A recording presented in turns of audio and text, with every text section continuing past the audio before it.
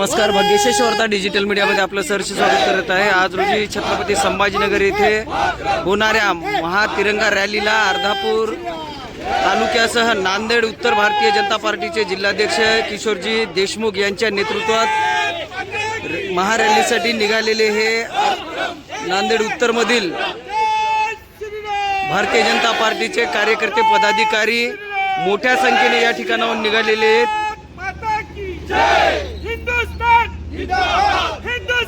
या ठिकाणी भारत माता की जय, वंदे मातरम, हिंदुस्तान जिंदाबादचे नारे देत या ठिकाणी कार्यकर्ते निघत आहेत।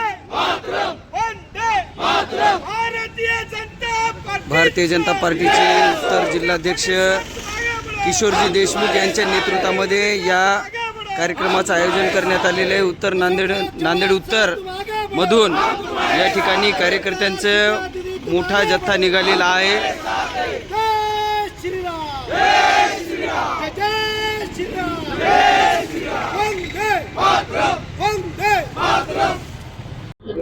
आज तिरंगा रॅलीसाठी नांदेड उत्तरचे पदाधिकारी निघालेले, त्याबद्दल आपण आजची माहिती काय द्या? स्वातंत्र्य दिनाच्या मुहूर्तावर महाराष्ट्रातील नव्हे तर देशातली सर्वात मोठी रॅली तिरंगा रॅली, या देशावर, या तिरंगावर प्रेम व्यक्त करण्यासाठी, पुढच्या पिढीला संस्कार देण्यासाठी आयोजित करण्यात आलेली आहे। संभाजीनगर येथे, छत्रपती संभाजीनगर येथे या रॅलीचं प्रमुख नेतृत्व, प्रमुख आकर्षण देवेंद्रजी फडणवीस साहेब, राज्याचे लाडके मुख्यमंत्री यांच्या नेतृत्वात ही रॅली संपन्न होणार आहे। नांदेड जिल्ह्यामध्ये आपले खासदार आदरणीय लोकनेते अशोकरावजी चव्हाण साहेब, सर्व सन्माननीय आमदार यांच्या नेतृत्वात हजारोच्या संख्येने छत्रपती संभाजीनगर येथे रॅलीमध्ये सहभागी होण्यासाठी भारतीय जनता पार्टीचे आणि विशेषतः तिरंगावर प्रेम करणारे सर्व जाती धर्माचे, सर्व स्तरातील नागरिक, युवा जात आहेत।